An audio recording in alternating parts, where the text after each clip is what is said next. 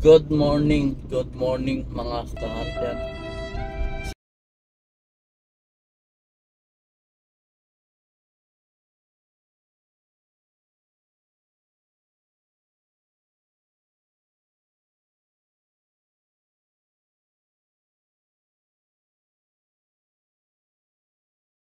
Video. Pero, kumbaga, ayaw ko rin i-post yung mga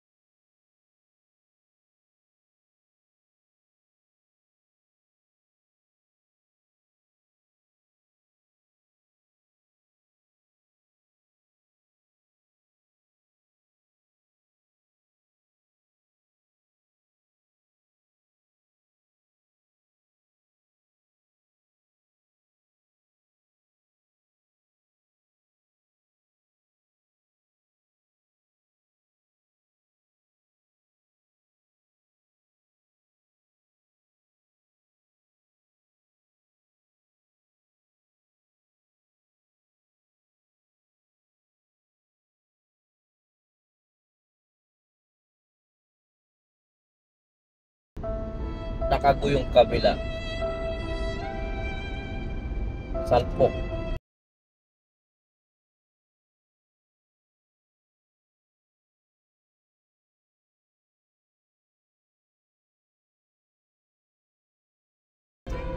Talagang tumapon pataas. Kitang-kita ko talagang napasigaw ako. So, yung tilapon yung dala-dala niyang bag sa likod ng motorsiklo niya, tumapon talaga taas. Buti na lang ito si rider naka-helmet. Kasi bawal naman dito yung hindi naka-helmet mga lods. Bawal dito. So, at saka meron pa nga sila dito eh. So, talagang na-shock ako sa nakita ko. Kumbaga, naka-down yung motor niya. Siyempre nasa traffic light ako, like yung motor niya, pantay lang na makikita mo si rider, talagang hindi siya gumalaw. So, naglapitan na yung mga tao. So, at that time, wala akong chance na lumapit kasi nga yung isang kasama ko is papasok sa trabaho, nagmamadali, baka malate. So, yung mga tao lumapit.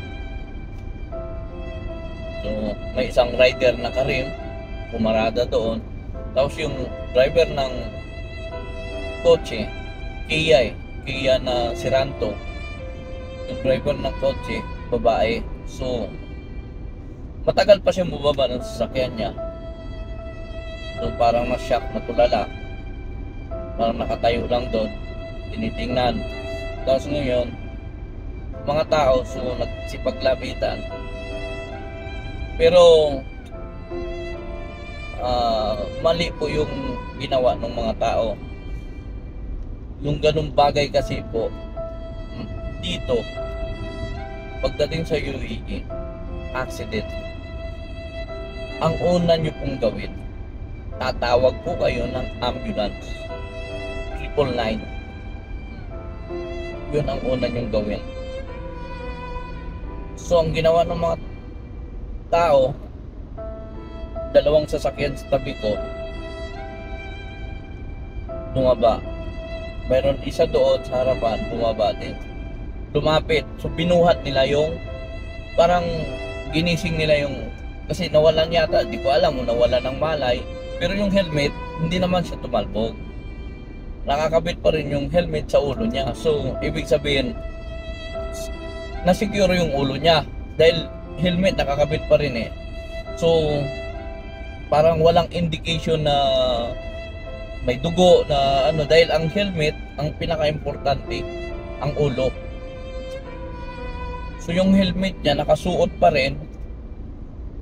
Kumbaga, parang nakahandusay lang siya ng ganun. O, kasi nung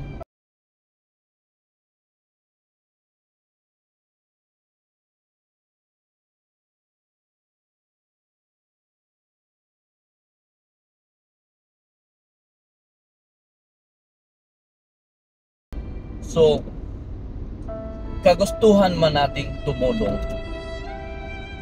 pero hindi po dapat nating gagalawin yung taong na-aksidente doon. Kasi baka may mga sensitive part ng katawan niya, nung so nung paggalaw natin, lalo siyang parang masasaktan or what else na So, ang unang-unang po natin gagawin is tatawag tayo ng ambulance at police. Dito po sa Dubai, anywhere po ng UAE. Once na tumawag ka ng police, ambulance, within 2 minutes, darating po sila. Within 2 minutes po, darating sila. Within 1 minute nga, pero imposible na yung 1 minute. It depends na yung kung may malapit na ambulance station doon sa area na yon. Pero ang alam ko may pinakamalapit na ambulance station doon sa area na yon. So, like, pinakamatagal na yung 3 minutes sa area na yon. Pinakamatagal na yun, pero matagal na talaga yung 3 minutes na yun. So, paalala lang po sa mga kababayan natin, tayo, may mga pusong tayo, matulungin. In case po naka-encounter kayo ng ganyang pangyayari, especially nangyari sa harap niyo, wag muna tayong lalapit doon sa tao na yon. Ang pinakadabis na tulong na magagawa nyo, immediately kuha kayo ng cellphone, tumawag kayo sa 999. Sabihin nyo sa ambulance yung location na kung saan nangyari yung aksidente. Ang ambulance naman, pag ikay tumawag sa 999, mayroon silang tracker code. So malalaman nila yung exact location kung saan ka tumatawag. So matitrace nila yon, madidetect nila. So within 2 minutes, mataas 2 minutes, 3 minutes, darating po sila. Ipaubaya po natin sa ambulance. Huwag po tayong gagalaw doon sa taong na-aksidente. Paalala lang po sa inyo. Kasi okay, naintindihan natin, gusto natin tumulong, pero maliban na lang kung ikaw ay merong alam sa medical, siguro ka pa ng bibigyan ka pa ng honor ng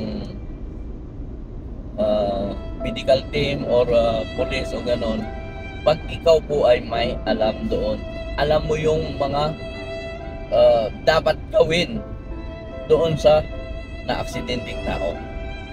Kumbaga, dahil siyempre may alam ka sa medical, gano'n. So, okay po yun.